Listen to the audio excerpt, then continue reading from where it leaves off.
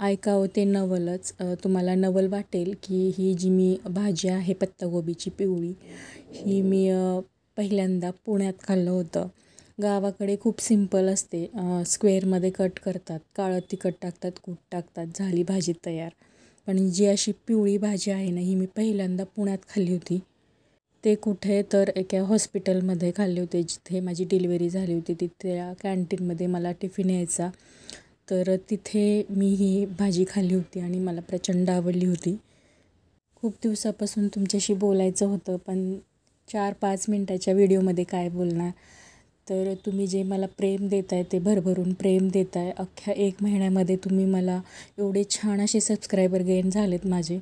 तर कोणाला पण ऐकून नवलच वाटेल खरंच. त्यासाठी मनापासून धन्यवाद करते तुमचा. तर मी काही तुम्हाला भाजी वगैरे शिकवायला येत नाही, तर मी फक्त शेअर करते आमच्या इकडे कशा पद्धतीने भाजी बनली जाते. तर ते फक्त शेअर करणं हेच माझा मूळ हेतू आहे. तुम्हाला शिकवणं हा माझा हेतू नाही आहे. शिकवायला मी काही मोठी शेफ वगैरे नाही आहे किंवा मी सुगरण नाही आहे. मी एक साधी गृहिणी आहे तुमच्यासारखीच.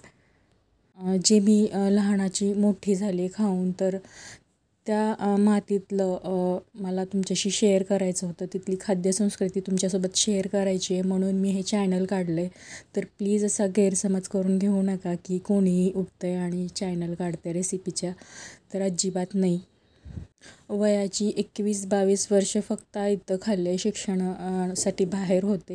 लग्न झाल्यानंतर मी सगळ्या गोष्टी शिकल्यात आणि तेच तुमच्यासोबत शेअर करते. माझ्या आयुष्यातल्या 2 सुगरण बायकांनी मला जितपत लायक केले की मी छान स्वयंपाक बनवू शकते. एक म्हणजे माझी आई आणि दुसऱ्या माझ्या सासूबाई. उत्तम स्वयंपाक बनवतात दोघीही. माझं सासर आणि माहेर दोन्ही लातूरकडचंच आहे.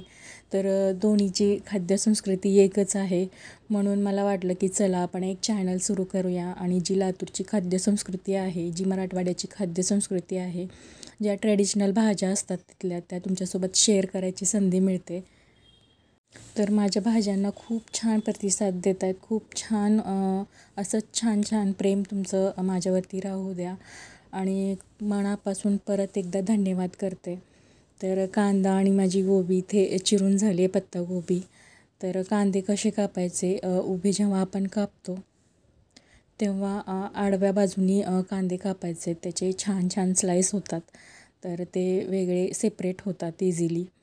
तर इथे मी एक कांदा, 4-5 मिरच्या, लसूण कापून घेतला आहे उभा, कढीपत्ता, कोथिंबीर, हे भाजीसाठी सगळं साहित्य घेतले. एक कढई घेतली, त्याच्यामध्ये तेल, जिरं, मोहरी टाकले. जो आपला लसूण होता उभा कापलेला तो टाकते आहे. जो उभा कांदा चिरलेला होता तो टाकते आहे. हिरव्या मिरच्या टाकते आहे आणि कढीपत्ता टाकून छान परतून घेते आहे. कांदा जास्त परतायचा नाही आहे, थोडासा गुलाबी कलर येऊ द्या. गुलाबी कलर आला की तुमचा छान कांदा असा तयार होतो भाजीसाठी. इथे बघा माझा कांदा तयार आहे.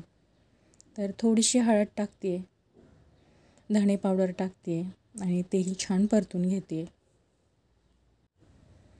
परतून झालं की आपण जो बारीक उभा जो पत्ताकोबी आहे तो चिरला होता तो टाकायचा आहे.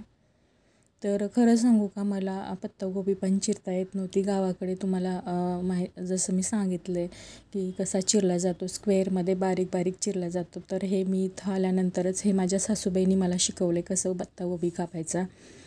तर पत्ताकोबी टाकून हलवलं आणि चवीपुरतं मीठ टाकलं आणि छान परतून घ्या.